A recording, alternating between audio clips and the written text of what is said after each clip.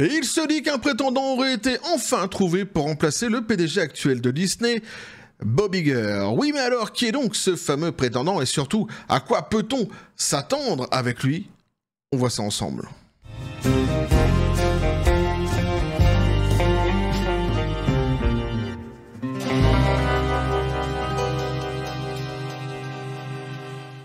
Et n'aurait-on pas ici finalement le vrai remplaçant de l'irremplaçable d'ailleurs devrais-je dire, de l'indéboulonnable PDG de Disney actuel, Bob Iger, le si bien renommé sur cette chaîne, Bob l'éponge. Pareil. Petit café des copains. En tout cas, c'est du sérieux, c'est du dur, c'est du lourd. Et chez moi, quand c'est du sérieux, que c'est du dur et que c'est du lourd, qu'est-ce qu'on dit? Eh bien, on dit Dalla tu cuerpo alegría, Macarena, que tu cuerpo va dar alegría, el coso buena. Systématiquement.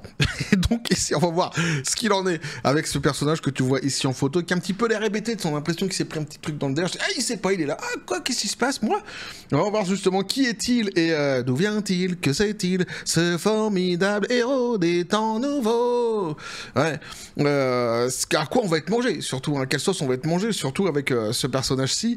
Il y a eu plein de noms hein, qui ont été divulgués, enfin qui ont été diffusés par le passé plutôt devrais-je dire, de personnes qui était pressenti pour prendre la place de l'indéboulonnable PDG Disney actuel Bob Iger, Bob l'éponge taré, notamment il y avait eu Madame Walden que j'avais comparé à... Mais non, pas ma sorcière bien-aimée, tu vois, c'est usant, tu suis pas. C'est ça qui est chiant. Non, je l'avais comparé au révérend Walden, j'avais appelé Walden d'ailleurs pour l'occasion, de la petite maison dans la prairie, souviens-toi. Bah ouais, elle était pressentie, mais le problème c'est qu'elle est copine avec Kamala Harris. Alors tu te rends bien compte qu'actuellement, avec le gouvernement de Biff Tannen, c'est pas une bonne idée. Hein, c'est pas un bon délire que de mettre donc Madame Walden aux manettes de l'entreprise. Donc un rétropédalage de la part de Disney, surtout qu'en plus Biff Tannen, actuellement dans le pif Disney, qu'il a envoyé ses chiens de l'enfer là-bas pour faire une enquête concernant le wokisme au sein de l'entreprise de la maison aux grandes oreilles, parce qu'il essaye justement de kicker le wokisme globalement dans le monde du divertissement. Donc hein, tu te doutes bien que Madame Walden elle est repartie faire le révérend. Du coup tiens, dire j'ai une image récente de elle va bien. La voici ici en image, donc elle va bien, elle se porte bien, elle a remis son chapeau, puis bon, elle est repartie comme en 40, hein, j'ai presque envie de dire, prêcher pour sa paroisse de l'évangile selon Saint Wok, y a pas de problème. Donc on va voir de qui ici il en retourne, eh bien c'est de Josh D'Amaro, rien à voir avec Camaro ou Carano. Gina, lui il va pas venir te chanter une chanson fabuleuse, donne-moi ton corps bébé, etc. Apparemment, non, c'est pas son truc. Dans tous les cas, on nous dit Josh D'Amaro a fait une apparition bizarre lors du Upfront de Netflix. Est-il le prochain PDG de Disney? Eh bien, le signe le plus clair à ce jour que le futur PDG de Disney pourrait être Josh D'Amaro ne vient pas d'une salle de conseil ou d'une conférence téléphonique sur les résultats, mais de l'after party de l'un de ses plus grands rivaux. Lors de la présentation de Netflix pour 2025, les professionnels du secteur ont repéré une personnalité inattendue. Josh D'Amaro, président de Disney Experience et futur PDG de Disney, peut-être, comme l'a rapporté Bloomberg. Donc à la présence de D'Amaro a surpris même les cadres supérieurs de Netflix qui se sont exclamés « Mais qu'est-ce qu'il vient foutre ici, Camaro? Est-ce qu'il est là pour monter sur la scène et nous faire bouger notre popotin ?» Voilà, le mec il s'est pris une droite dans la gueule, on lui a dit « Mais non, c'est Monsieur D'Amaro, ça n'a rien à voir. Il vient de chez Disney. La mec de l'évangile selon Saint Wok. Ah ouais. C'est un des seigneurs. Ah ouais, t'as les seigneurs Sith, t'as aussi les seigneurs Wok quelque part. Bah ouais, mais c'est comme ça. C'est un des seigneurs Wok. Enfin, en tous les cas, il vient de là-bas, quoi. Et quand ça vient de là-bas, ça vient du blues, évidemment, ouais. Donc, qui ignorait totalement pourquoi le directeur des parcs d'attractions de Disney se rendrait à la présentation d'un concurrent. Mais c'est vrai, qu'est-ce qu'il fout là, lui? C'est extraordinaire, cette histoire, mais franchement, t'as Netflix qui cartonne et qui fait son petit truc dans son coin, tu vois, et sa petite fête, machin, 2025, hop, c'est bon, sortez les popcorn, puis qui c'est qui vient par là? Monsieur Disney. Alors qu'ils ont leur plateforme à eux, Disney+. Ça la fout mal. On va pas inviter, lui. Ah bon, avoir une tête comme ça de gagnant, de vainqueur, mais tout de même. Moi, je les comprends. Ça se cul. Alors pourquoi ce n'est pas normal? Eh bien les upfronts sont des vitrines hautement stratégiques où les studios et les streamers présentent leur prochain contenu aux annonceurs. C'est un espace dominé par le message de marque interne. Ce n'est pas un lieu de rencontre pour les dirigeants rivaux, sauf en cas d'accord de coproduction ou de licence. Mais dans ce cas, la gestion est généralement assurée par les studios et non par la direction du parc d'attractions. Alors dans les hypothèses d'ailleurs qui vont être émises sur son arrivée lors de cette présentation 2025 de Netflix, il y a des hypothèses qui sont assez intéressantes finalement et qui concernent notamment les licences Disney. Certains ont spéculé que Damaro était là parce que Disney est un acheteur publicitaire majeur pour ses parcs, ses croisières et ses divisions de produits dérivés. Mais cette hypothèse ne tient pas la route. Dans une entreprise comme Disney, les achats médias sont gérés par le vice-président marketing et les agences externes. Damaro peut approuver le budget de haut niveau, mais il ne se rendrait pas personnellement sur place pour explorer l'inventaire publicitaire ni pour participer à un événement comme celui-ci à des fins d'achat stratégiques. Alors qu'est-ce qui foutait là? Eh bien il y a 3 raisons. Première raison, une campagne du PDG en coulisses. Avec le départ de Bob l'éponge taré de son poste de PDG de Disney début 2026, Josh D'Amaro s'impose comme le favori pour le poste. Sa récente apparition à la conférence des investisseurs de Moffett-Nathanson, un rôle qu'Iger avait lui-même occupé les années précédentes, est déjà perçu comme une audition pour un poste de direction. Sa présence à l'avant-première de Netflix était peut-être une autre initiative calculée pour démontrer sa visibilité dans le secteur et sa pertinence intersectionnelle. Il n'est pas seulement le gars du parc, le gars des parcs entre guillemets, il veut que tout le monde sache qu'il peut jouer dans la cour des grands. Ça c'est quand même assez évidemment probable. Hein. Signalement numéro 2, donc on nous dit, hypothèse numéro 2, signalement de l'ouverture au partenariat de licence. Alors là, par contre ça c'est une théorie qui est hyper intéressante, qui est un petit peu saugrenue quand même, mais pourquoi pas. On nous dit ici, il y a des spéculations selon lesquelles Disney pourrait commencer à concéder sous licence une grande partie de son catalogue, à des concurrents comme Netflix dans le but de stabiliser ses revenus. Alors là, ça serait un petit peu comme Xbox actuellement qui envoie ses jeux qui sont spécifiquement Xbox sur PlayStation. Hein, ce serait donc un Disney qui, dans une situation hyper délicate avec sa plateforme Disney+, souhaiterait éventuellement balancer ses licences sur Netflix, les partager donc avec Netflix. Bien que ces décisions relèvent généralement de Dana Walden, justement, ou d'Alan Bergman, parce que Dana Walden, elle est... travaille actuellement chez Disney, hein. C'est pas un nom qui avait été donné comme ça sans qu'elle ait d'incointance avec l'entreprise. Donc Damaro essaie peut-être de construire des relations en dehors de son silo au vu d'un rôle d'entreprise plus large ou au cas où il aurait besoin d'alliés en tant que PDG. 3, donc profiter de l'éclat des relations publiques. Après des résultats positifs et l'annonce d'un nouveau projet de parc à thème à Abu Dhabi, donc Damaro voulait peut-être simplement se prélasser sous les feux de la rampe lors d'un événement industriel de grande envergure. Alors, il faut savoir que dans les résultats positifs, en fait, ce qui rend les résultats positifs et ce qui a fait monter dernièrement la bourse, on l'avait vu ensemble donc, pour Disney, c'est justement l'accord qu'ils ont eu avec Abu Dhabi d'un parc à thème donc à Abu Dhabi dans lesquels ils ne géreront absolument rien. Ils laisseront leur licence gérée justement par Abu Dhabi et eux, en fait, ils recevront l'argent des profits de ce que va entreprendre justement Abu Dhabi avec ce fameux parc. Mais eux, ils géreront absolument rien. C'est vraiment laissé comme ça, ils laissent leur licence, ainsi que le parc géré par d'autres personnes. Et ça a été évidemment très bien perçu par la bourse, puisque forcément, ça va leur faire gagner un pognon de dingue sans avoir besoin de dépenser quoi que ce soit, puisque si c'est pas eux qui gèrent, ils ne dépensent absolument rien. Ça, c'est une certitude.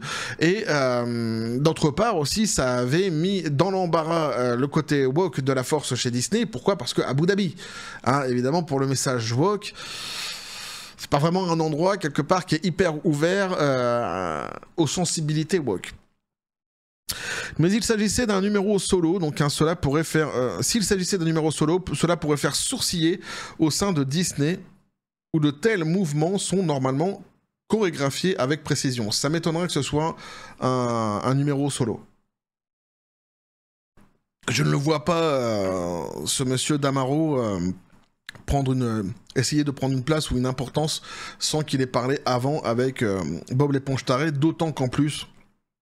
En réalité, il est plutôt très copain avec Bob l'éponge taré. Eh oui.